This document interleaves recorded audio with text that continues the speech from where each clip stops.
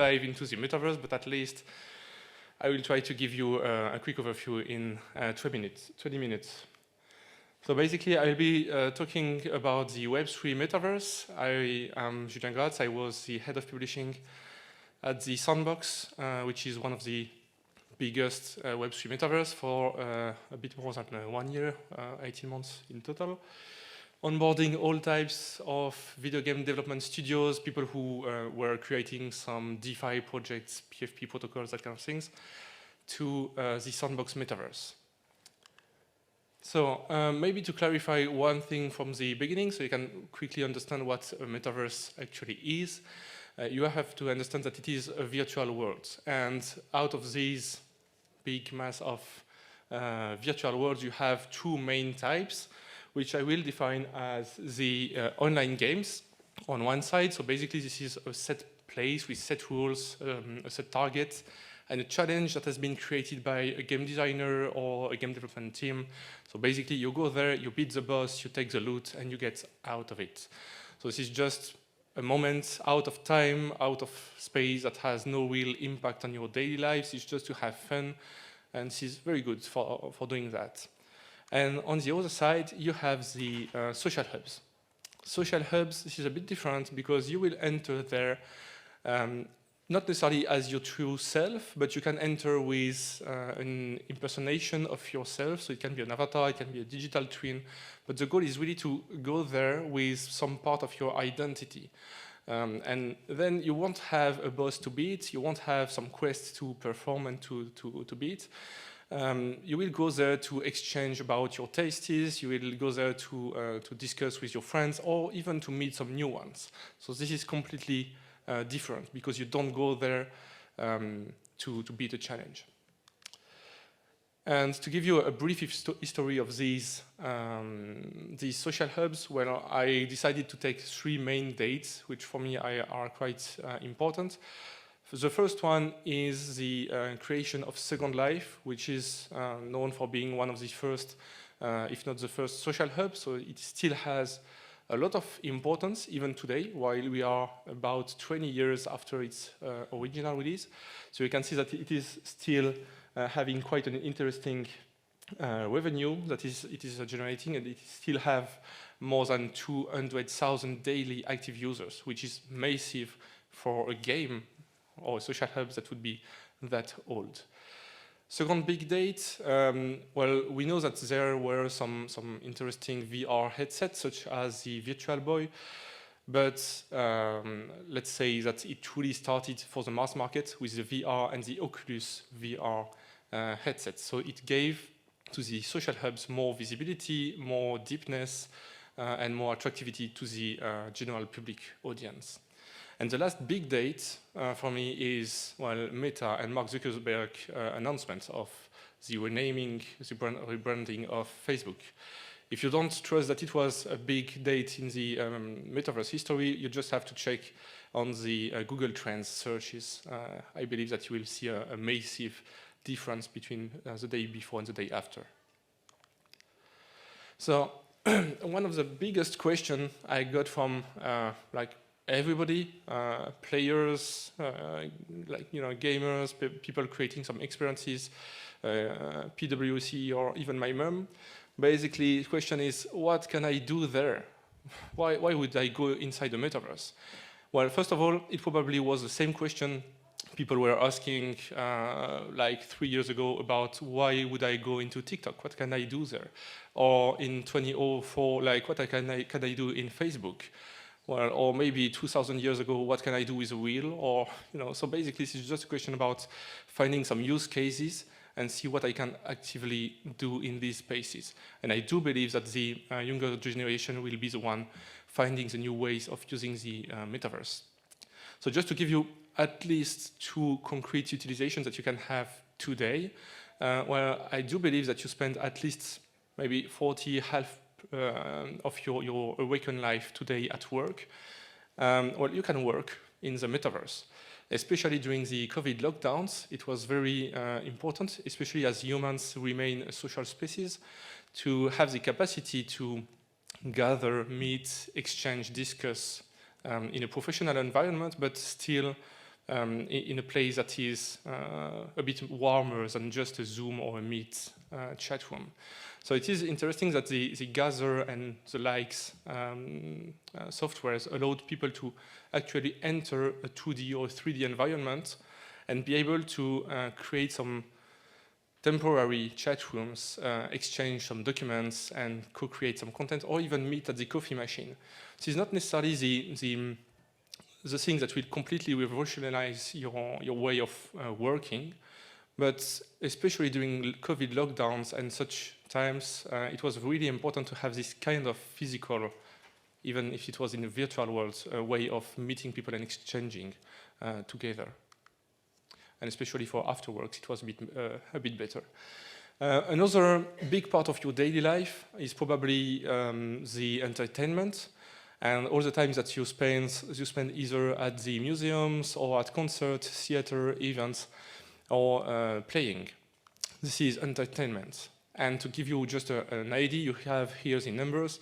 So basically, the Travis Scott concert inside the Fortnite environment, it was more than 27 million viewers during the time of the event. The biggest concert ever in a physical environment, it was in Moscow, it was 3.5 million people.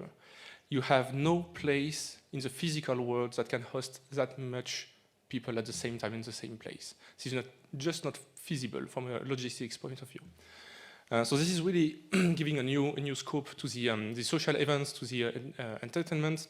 And just to give you the number on how much Travis Scott earned from this concert, well, more than 20 million. And this is just for his share. So you don't count what Epic got from this event.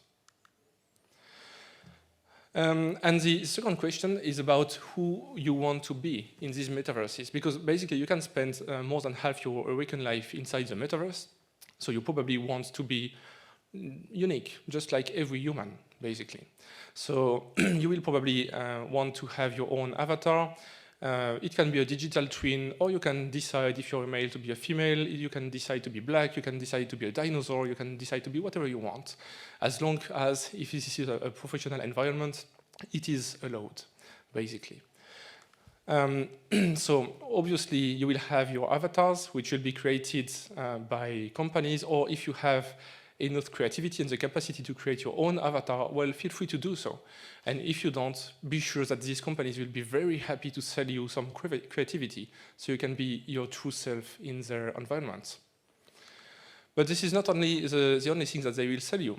You can also decide that you want to wear some Nikes, you can decide to wear some Adidas, you can wear Lacoste, and many other brands. Basically, this is your choice, and some people really want to showcase either their values or their tastes in terms of garments usage in these environments. So this is really already a big market. Just to give you an idea, in 2020, Roblox, which is one of the, I would say, Web2 metaverses, generated nearly $2 billion USD out of sales, and it was just for the avatars, garments, and access to the digital experience. So this is really a massive market.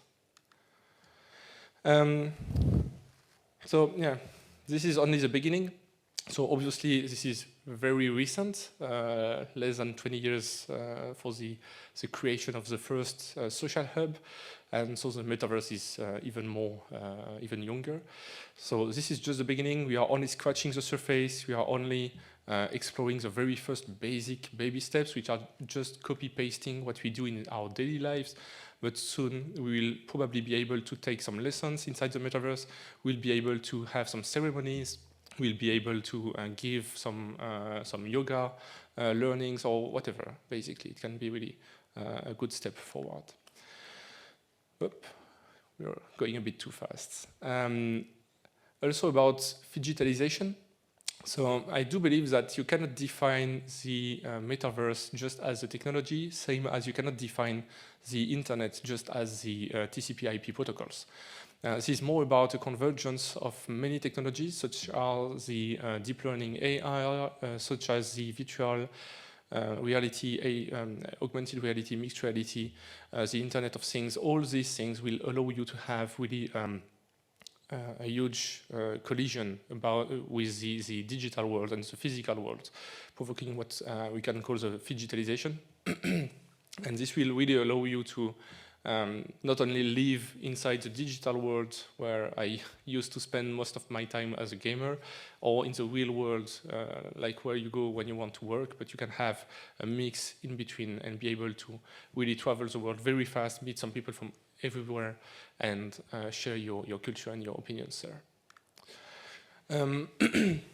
Well, maybe it will be a small market, but according to Citigroup, it won't. It will be quite a big market, up to 13 trillion by 2030, and it probably is why you have so many big tech companies rushing into this metaverse opportunity. So for now, it may seem to be just a buzzword for you, and you may not see all the applications of it, but be sure that in the coming years, it will become a very huge thing. About these big tech companies. We are here at the Fintech Recruits with a lot of people talking about Web3, so blockchain, crypto, and decentralization. Well, you probably know that all these companies are inherited from the philosophy that you could have in the Silicon Valley, and that is still very much alive. That is that you either have a monopoly or you just die. Well, I do believe that indeed, if you want to secure your market and be huge and make a lot of money and have a huge valuation, you probably indeed want to have a monopoly, and it will be your role to ensure that the authorities still believe that you don't have such a monopoly. But here, when we speak about Metaverse, I don't believe that we are creating a company. I don't believe that we are just building a technology. I believe that we are creating a new world. And when you create a world, you don't want to have a dystopia. You want to really create something that is collaborative. And I do believe that if you want to really create something interesting, we need to focus on allowing people to enter, allow people to share, to co-create, and to share the value of what we are currently creating. So the same as you don't own Wikipedia, or you don't own the internet, the goal wouldn't be to own the metaverse, to be able to really decentralize those things. And this is why I spoke about the Web3 metaverse. So I don't want to spend too much time here and speak about blockchain, DeFi protocols, and how you can stake or unstake your NFTs, etc. Obviously, we can speak about it later and how it is relevant in a metaverse. But yeah, basically, this was the few insights that I wanted to share with you, and also to make a small slide of promotion. So basically, I'm now no longer working at the Sandbox, and I'm promoting the Web3 Metaverse here in Luxembourg with my company Let's Play. So if you have any question, just feel free to ask.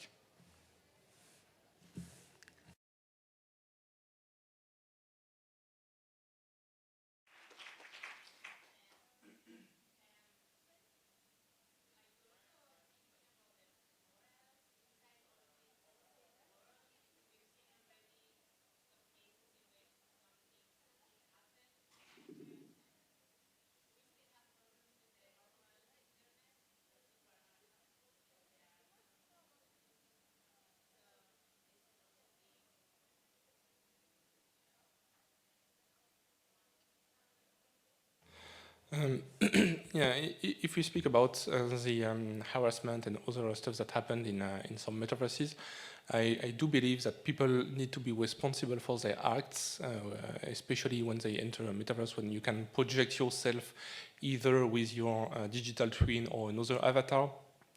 I don't know the solution that will be used and enforced by the authorities, but I do believe that it would be interesting to have either a soul-bound token or something that can allow us to know who you are in the real life, and in case you are responsible of such issues, then at least we can know who was behind this avatar and who was the forfeiter. So, yeah.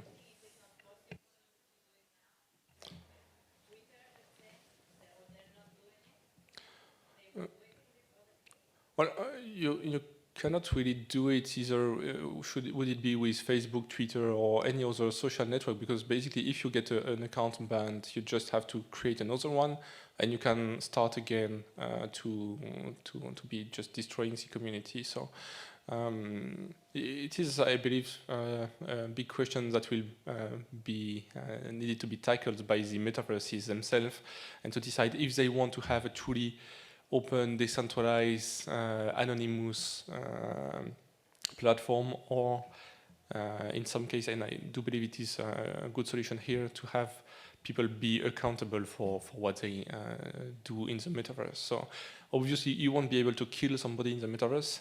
At most you will be able to kill its avatar, but you still have the capacity to harass people psychologically or kind of physically. So people who do that need to be known, and we need to find ways to tackle these kind of issues. Yes.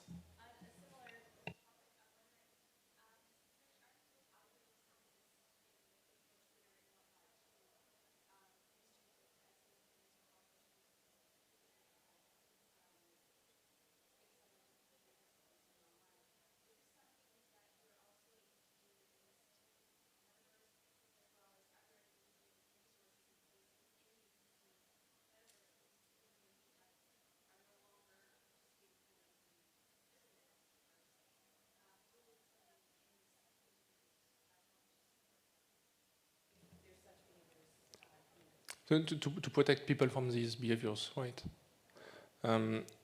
Well, for now, the tools are definitely not ready for that.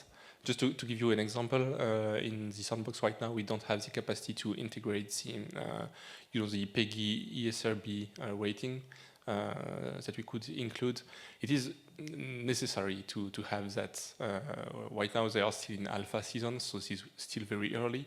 But obviously, yes, when they enter the gold version of the game, they release the metaverse with the UGC, especially with the user-generated content. We need to have the capacity to first ask the creators to mention that their experience is 18 plus, contains torture or that kind of things, because we don't want to ban some content. You don't want to, just as on the internet, you don't want to ban movies, certain type of movies, or you don't want to ban some type of content. You just need to be able to verify them, to advertise to people who will enter these spaces, so they know before they enter. And especially in regards to children and that kind of public, you need to be able to do that. But for now, the tools are not ready. But yeah, most certainly in the coming 5 years, we will have the capacity to say, okay, you are children, so you have a child token, and you cannot enter this kind of experience because it is rated 18 plus, and you won't be able to enter. So.